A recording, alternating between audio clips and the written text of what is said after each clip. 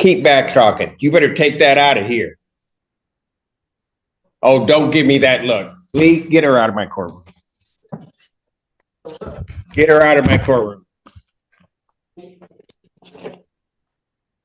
Court will pass that matter. Court does call the case of YPF 16 LLC versus Nakia Turner.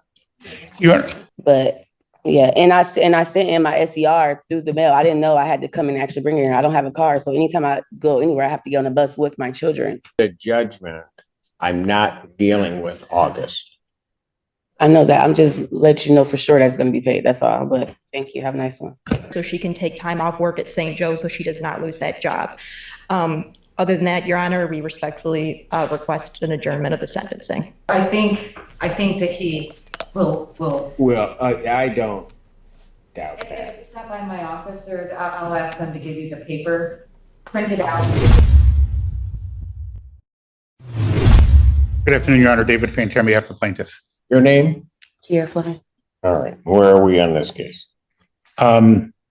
Ms. Fleming has a balance of $4,298.39. She indicates that she mailed the rental assistance form to the court on Wednesday. She mailed it on Wednesday? Yeah, I didn't know. I couldn't really hear you, but I thought you said mail it in, so I mailed it in. Well, it needs to proof be at that the court by I filled out an SIR with my tracking number and everything. I mean, an SER. I don't have it. So. Well, I sent it in. Your Honor, I'll leave it up to the court what the court wants to do. I don't think her balance is $4,298.39. She's been on rapid rehousing with SOS paying their portion. She's never made a payment to my client. And I reached out, and from what she has said, so I reached out to SOS to see if they were going to be able to help her with the balance. What she indicated to me was, can I talk? They're not going to be able to help. They're not going to be able to help with balance. Ma'am. Let him finish, and I will hear. I don't like. You want to know what? You don't try to overtalk me, because that will never happen. That's fine. Am I understood? Yes. You know what? I'm going to pass the matter. You go down, check your attitude, and then I'll call your case back up. Have a seat. Have a seat. Man, you about to piss me off. Come on. Keep back talking. You better take that out of here. Oh, don't give me that look. Lee, get her out of my courtroom. Get her out of my courtroom. Court will pass that matter. Court does call the case of YPF 16 LLC versus Nakia Turner.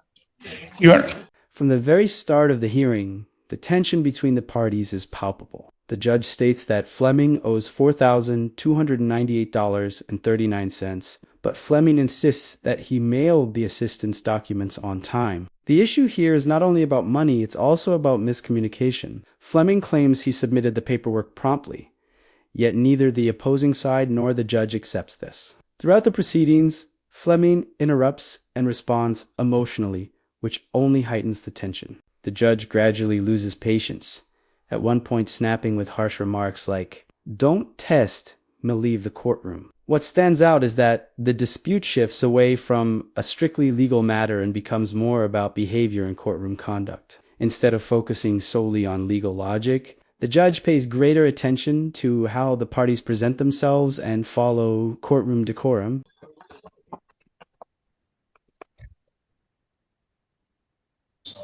Your Honor, I'll wait for it. That just messes up my whole day. Everybody else is going to have a hard time with me now. You know, I was in a good mood, and then it's just going to take one person. It just takes one person that just messed up my whole attitude. You know?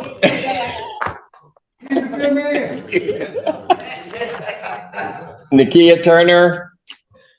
Your Honor, I filed an administrative closing on this case. I was able to verify with her bankruptcy attorney that there is a bankruptcy in both their names. Okay. And so I gave to... and I will sign the order for administrative closing. Great. Got it. And YPF 16 versus Christina Morgan. That matter is dismissed on plaintiff's motion without. And so we only have her? Yes.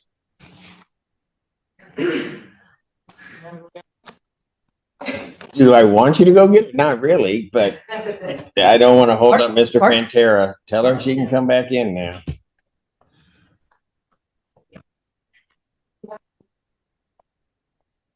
You know, people, if she don't act right, it's gonna be get bad. No, hey, I'm just telling you. I'm just giving fair warning. Would you like your coffee, sir? So we can go get it for you right now. No, I'm good. I don't know about the rest of you, but I'm good.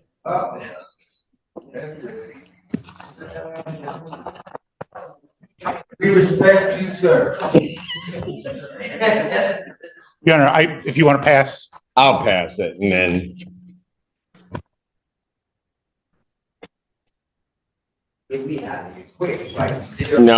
No, you know what? You keep talking, I'm gonna do something to you too.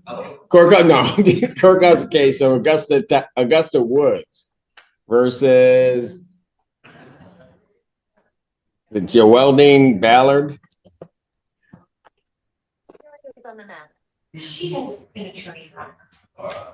Good afternoon. Good afternoon, Your Honor. David Santa Croce on behalf of Shelby Mink. Oh, Okay, got it. Is she in the premises or so I PF 16 LLC versus Kiera Fleming?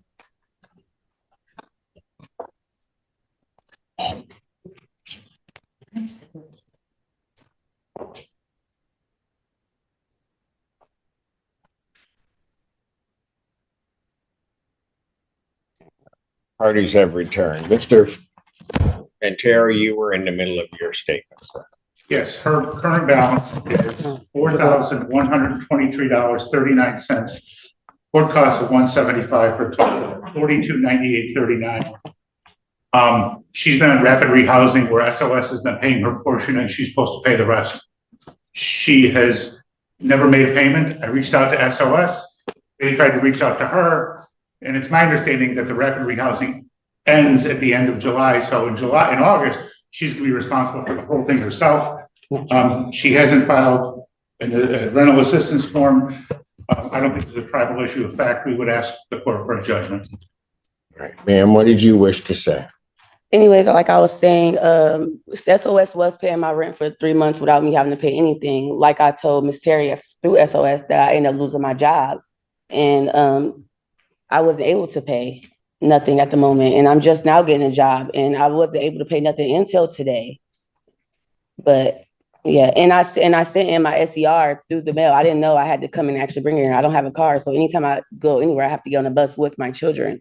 As the hearing continues, the judge wraps up other cases and returns to Fleming's file. The plaintiff firmly states that Fleming's total debt amounts to $4,298.39 and that he has never made a direct payment. According to their argument, state assistance SOs only covered part of the balance, while the rest has remained unpaid. Moreover, they emphasize that this support will end after July, meaning that starting in August, the entire burden will fall on Fleming. The defense, however, tries to explain his circumstances. He lost his job, recently started working again, claims he mailed the documents on time, and points out delays caused by difficulties in caring for his children. Actually, at this point, it becomes clear that the dispute is not only about money, but also about Fleming's living conditions, limited means, and personal struggles. The judge, meanwhile, seems intent on steering the case toward a more serious stage and moving closer to a final decision. So I don't know if you're able to, if they bring the mail to y'all, but I definitely sent the SER to this courtroom with the judge with your name on it, Judge Simpson. Did But SOS doesn't stop. She said that I already filled the paperwork out yesterday when she came. They pay August, but after August, I won't be getting no more help from SOS. But I reached out to Hawk. They're able to help, and I did do an SCR with my caseworker, and I have an appointment with my caseworker on Monday for help, so I can get help with my rent. And I'm able to pay altogether $900 today, but that's all I can afford.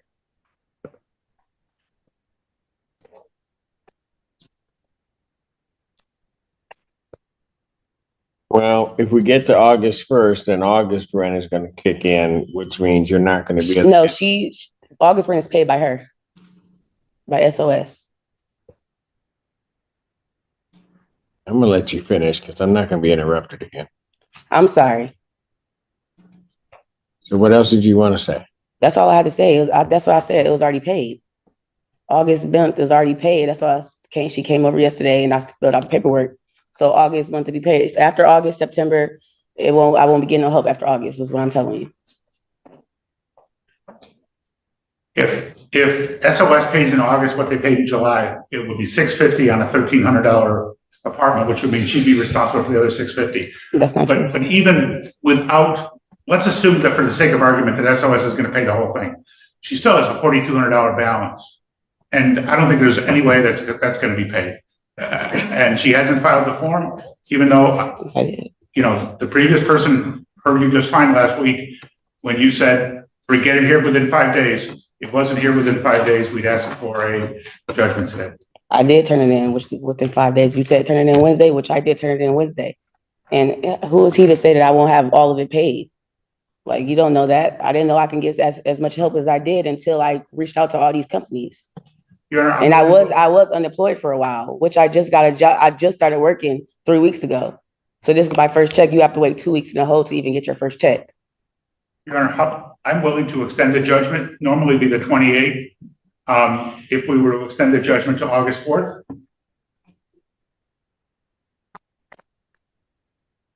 There's no tribal issue for this court. In regard to this case, I'll grant a judgment court possession with the redemption amount of the $4,298.39 with the writ to issue August 4th, 2025. Thank you. Can you tell me exactly what does that mean? I just issued a judgment, the 429839 will need to be paid on or before August 4th of 2025. I've done it that way because if I grant an adjournment in this case, quite frankly, whatever the dispute is with the August rent would be added on to this figure, which I was trying to say earlier. Yeah. So it's a benefit that if you can find the funds to get this paid, you only have to pay this amount. Does not include anything for August. Okay.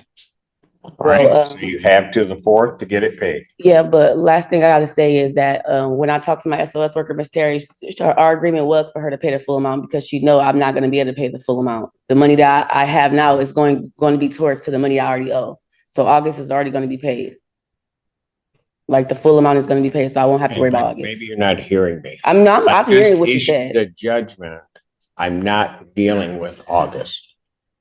I know that. I'm just let you know for sure that's going to be paid. That's all. But thank you. Have a nice one. In the final stage, at the end of this tense and exhausting process, the judge carefully considers the parties' arguments before solemnly announcing the decision. The core issue remains unchanged, Fleming's old debt of $4,298.39.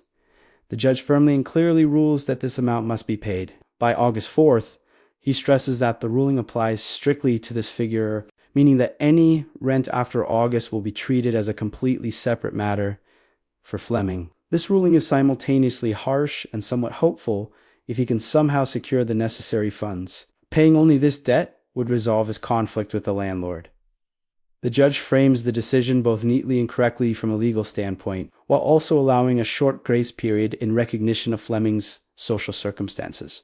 Yet ultimately, the burden is placed squarely on Fleming's shoulders. His true ability to pay, his already difficult living conditions, and his uncertain future remain painfully unclear. What emerges vividly is the sharp tension between social fairness and legal logic.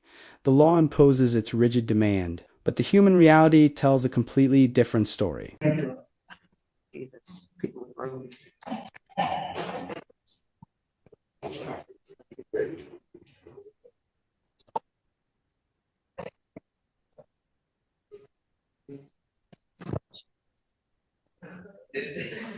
Move stop. Nope, doesn't work.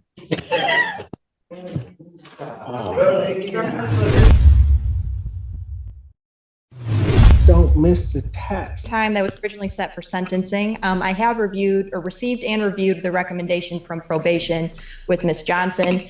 She has not, we do acknowledge she has not completed the alcohol screening and assessment through Von Schwartz, and she did miss a test on July 1st. I did discuss this with her yesterday on the phone and advised her to go to community corrections as soon as possible to try to test. She informed me, and so did her father, who is here with her today, that she did go to community corrections this morning before court and was there for about 45 minutes, and they said she was unable to test this morning. We are respectfully requesting that the court not remand her at this time and that we adjourn the sentencing out in August to give her the opportunity to complete the alcohol screening and assessment. She is gainfully employed at St. Joe's. She does not want to lose that job. In the alternate, if the court is inclined to remand her in both speaking with Ms. Johnson and her father, our request would be to potentially allow that remand to happen a couple weeks in the future so she can take time off work at St. Joe's so she does not lose that job. Other than that, Your Honor, we respectfully request an adjournment of the sentencing. At the very start of the hearing, the judge poses one of the simplest yet most critical questions. Why wasn't the alcohol screening and evaluation completed? The response is weak and unconvincing. I forgot to print it out. The defense quickly tries to soften the blow, admitting that the defendant not only skipped the test, but also failed to finish the evaluation. Still, the attorney adds that on that morning, the defendant did go to the center with his father, though he was unable to complete the test. This explanation sends the judge a message of at least an effort was made, but the core issue remains unchanged. The conditions were violated, and there is no serious or credible excuse behind it. And Teresa Clare on behalf of probation. Your Honor, I did communicate with community corrections this morning. She did go over, and she wasn't scheduled to do a test today, so she did not test. She did do her download of her scram. I just confirmed with them that there was no violations on the scram. However, she had not reported to them after June 15th. So there was quite a bit of info that they had to download on that. So I do know that there was no violations on the scram. However, probation also wants to point out to the court that this court did direct her back on April 3rd, I believe, and warned her about any further mistesting. So she was given a warning by this court back in April about her remaining compliant with the testing.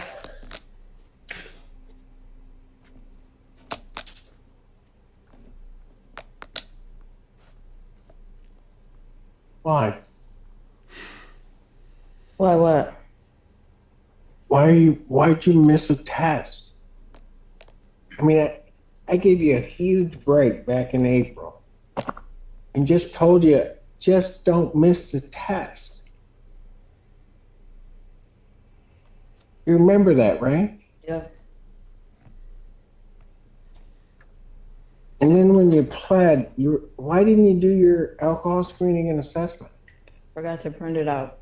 What? I said I forgot to print it out. Oh.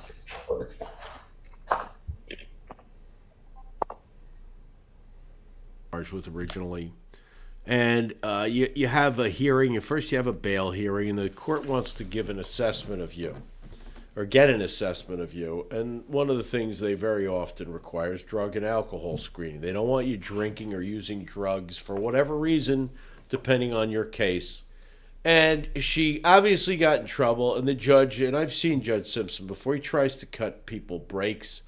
But this woman did not follow it. She didn't come for alcohol screening. And now her excuse is, I didn't print it out. Folks, print it in your brain. You should know.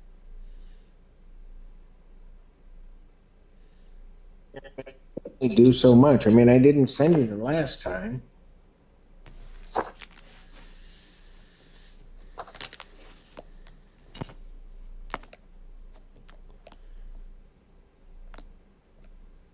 I'll re-refer to defendant to Von Schwartz for completion of her alcohol screening and assessment. Young lady, understand something. If you don't do it, and I don't have that alcohol screening and assessment, the only thing that I can really sentence you to is the maximum time. And I don't want to. The paper? What? The paper? What? All the lists on it? Up to this point, the situation can no longer be brushed off as a mere technical delay. The judge makes it clear that he has already shown leniency in the past, but now sees that a second chance has been wasted. An excuse like "I forgot to print it out" carries no weight in court, as it comes across only as irresponsibility and disregard for the rules. Both probation officers and the judge emphasize that if the conditions are not followed, there is no alternative. It will either be the maximum penalty or immediate jail. The judge's stance here is both instructional and punitive, calling the young woman to accountability, while at the same time warning her in no uncertain terms that there will be no leniency next time. What is Von Schwartz? That's for your alcohol screening and assessment. Is that somebody I'm supposed to go to? What does that name stand for? That's somebody that you need to call to set up an appointment so that they can interview you and do an assessment. Okay. And Your Honor, my office, I know that the clerk's office sends things out. My office also sent an email to her on June 5th with assessment in addition to the information to complete the victim's information. She's just sunk herself, and she could have been. All she had to show up. And alcohol screening, by the way, just so you understand, drug screening can tell in many instances whether you've been using. Need to pay a $75 referral fee. Do you have that? No.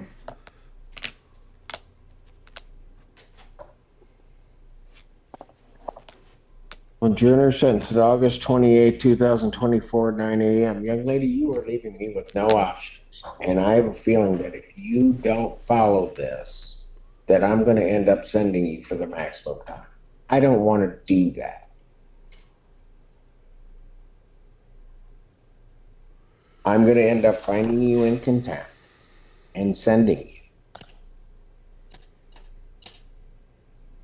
So in this, I'm going to, for the bond violation, I'm going to remand her for 3 days. Washtenaw County Jail for the bond violation. Defendant's remanded. Just go. Is that Dad? Yes, sir. Get her back. Dad, hang on one second. Go ahead, take her back.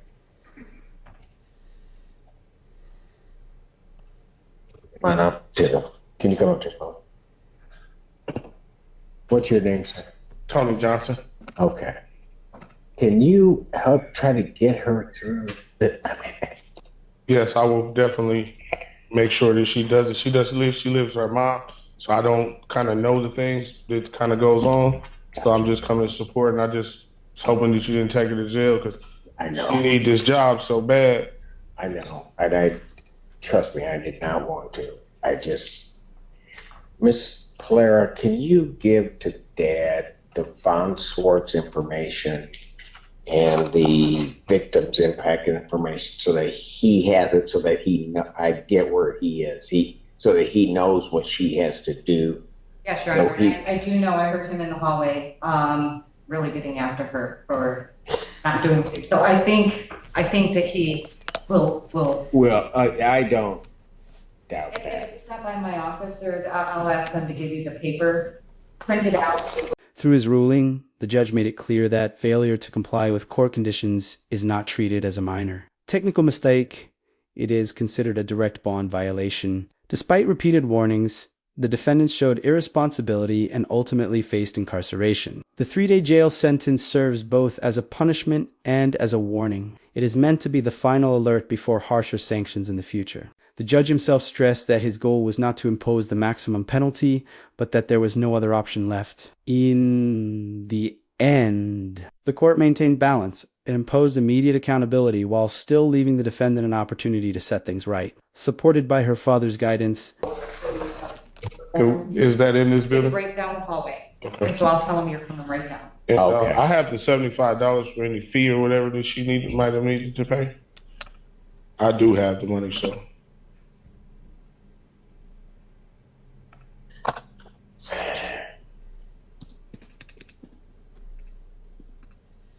Whose case is this?